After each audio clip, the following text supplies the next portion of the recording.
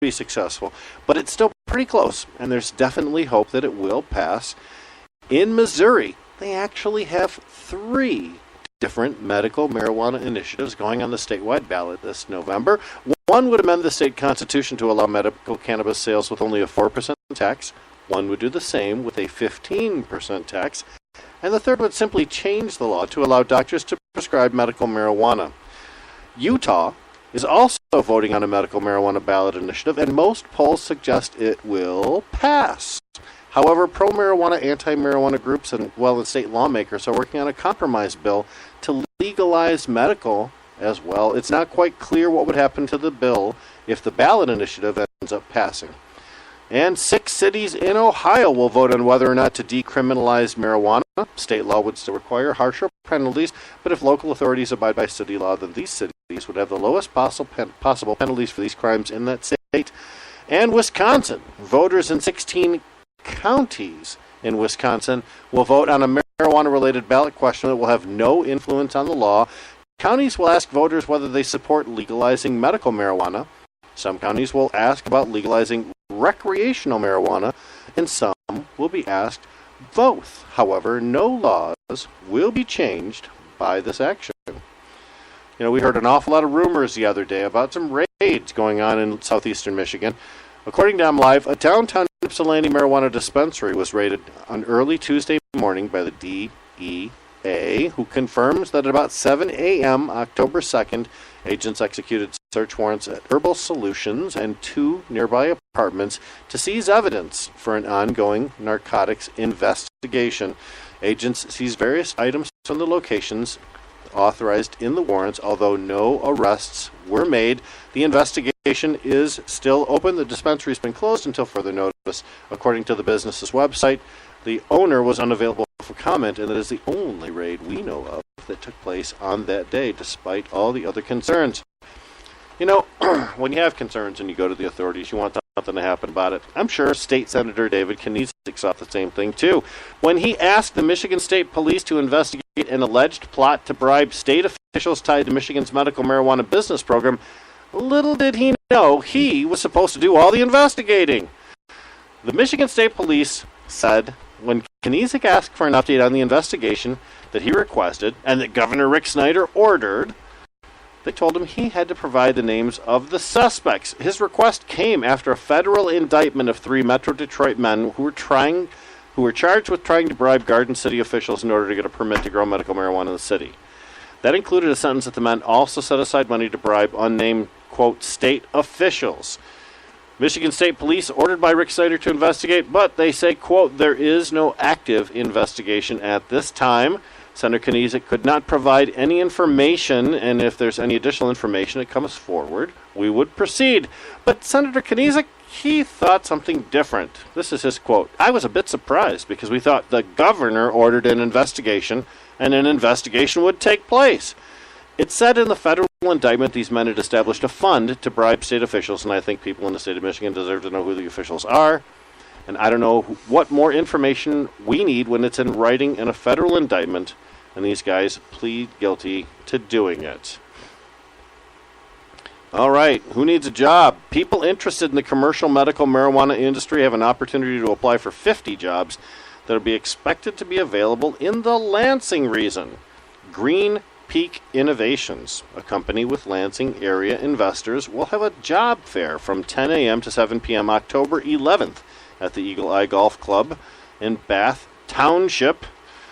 The company's website, greenpeakinnovations.com, mentions these seed-to-sale jobs are available. Farmers, irrigation technicians, grow phase managers, grow compliance technicians, integrated pest technicians, which I think is a bug smasher, and many, many others.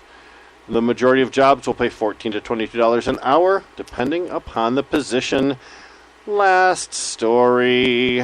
Oh, this guy is so crazy. For the 5th time this year, Warren Mayor Jim Fouts has vetoed actions by the city council involving medical marijuana. Wah, wah. In the most recent move, Fouts accused council members of making, quote, a mockery of the legislative process. Follow this. The current medical marijuana ordinance gives a 500-foot distance between regulated uses like parks and things like that and daycare centers. Fouts wanted a 1,000-foot distance, so he vetoed the ordinance over this distance. Council came back and changed it from 500 to 505 feet. They claim this means that it's a brand new ordinance and that Fouts' previous veto doesn't apply to this piece of legislation. Fouts, of course, says this is just a technical change, and I already vetoed this once, and you can't advance it any further.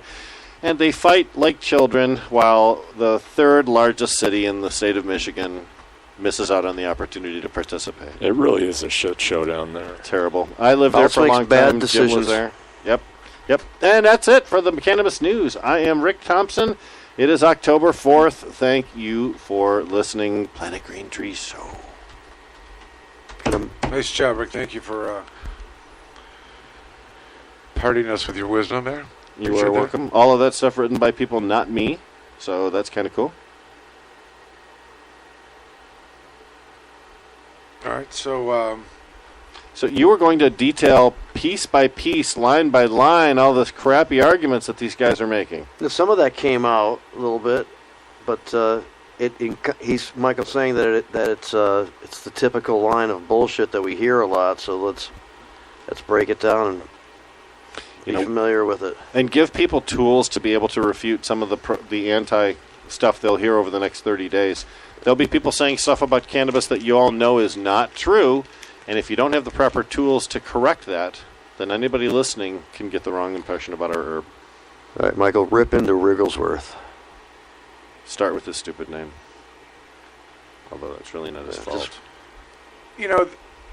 if we played it back, it'd be much easier to do. But let's just start with the general principle. We can give the intro and we'll play it back. I want to begin with this premise. So let me say this, because it really, at the point I was trying to kind of get here before, and we ran into other interesting topics. But his position, maybe a rise under the Rocky Mountain nonsense, but it's not that alone. It's something that's been embedded in his head.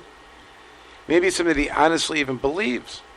He may actually believe, and in his heart of hearts really believes that that's going to be the case. Drug war brainwashing. Yeah. It's hard to shake. Right. He said it's like alcohol, so you immediately can assume that crazy people are driving around. The thing that jumped out at me is if what would you say, 1 out of 5 are mental health calls. So why do we want to? I don't know what that number was that he used. What was it? I thought I wrote it down, but he says a lot of mental health calls where the police are being called for.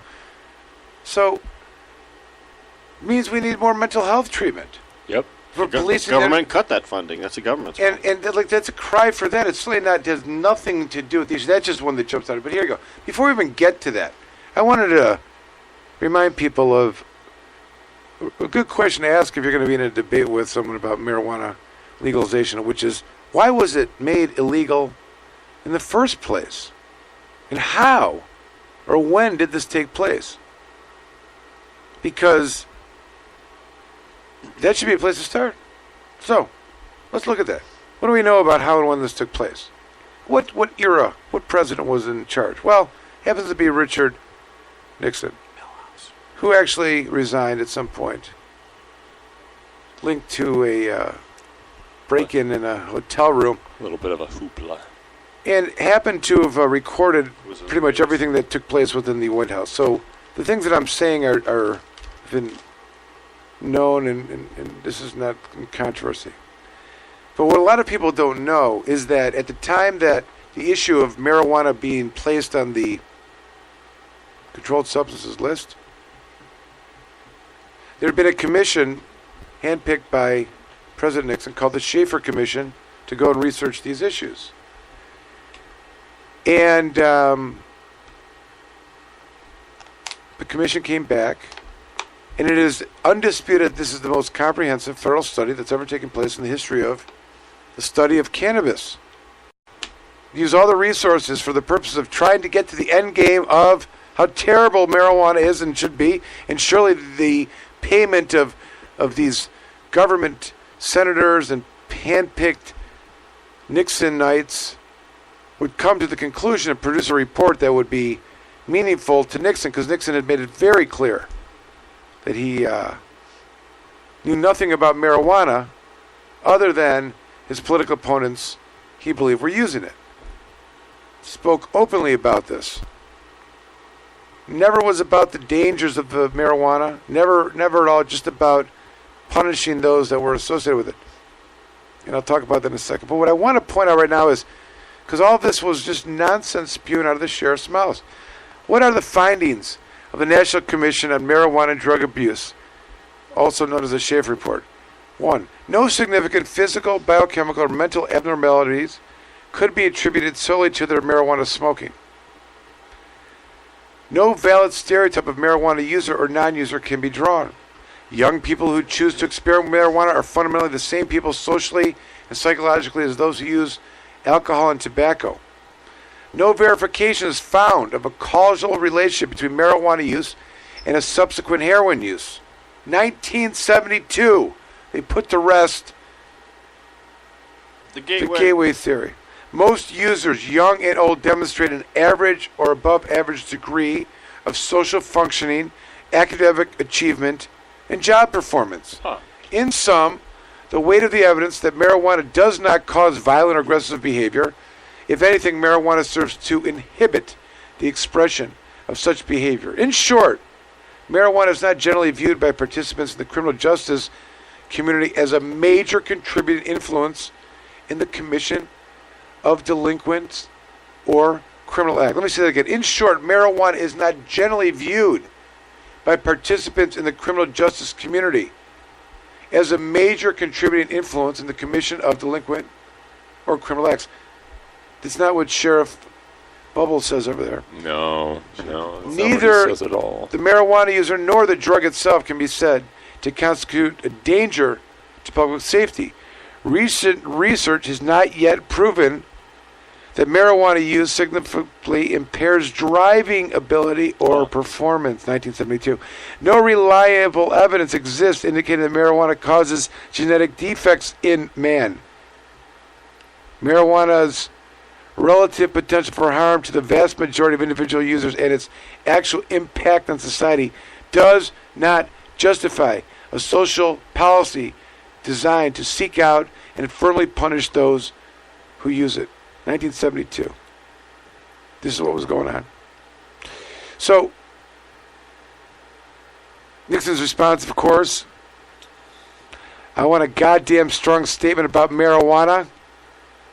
Can I get that out of this son of a bitch? Domestic counsel. I mean, one on marijuana that just tears the ass out of them.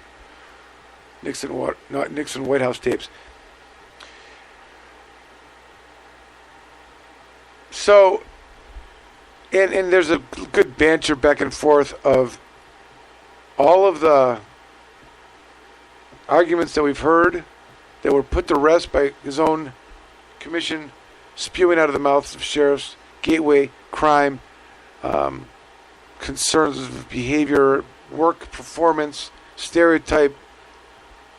1972. What's even more, as far as Michigan law is concerned, because in 1972, if you asked people within the law enforcement community, marijuana wasn't a problem. It wasn't something they were seeking to go after. And in fact, our Michigan Supreme Court, in the case of People versus John Sinclair, adopted and utilized a lot of what was the federal government's most comprehensive report about marijuana at the time. And they're giving someone 10 for 2. They want to see what it was when they're evaluating the rational basis of, does the punishment fit the crime? And in that opinion, amongst other things, I recall, Jeff Frazier will quote a couple for me maybe, that marijuana has not been proven to be more dangerous than coffee, alcohol, or cigarettes at the time.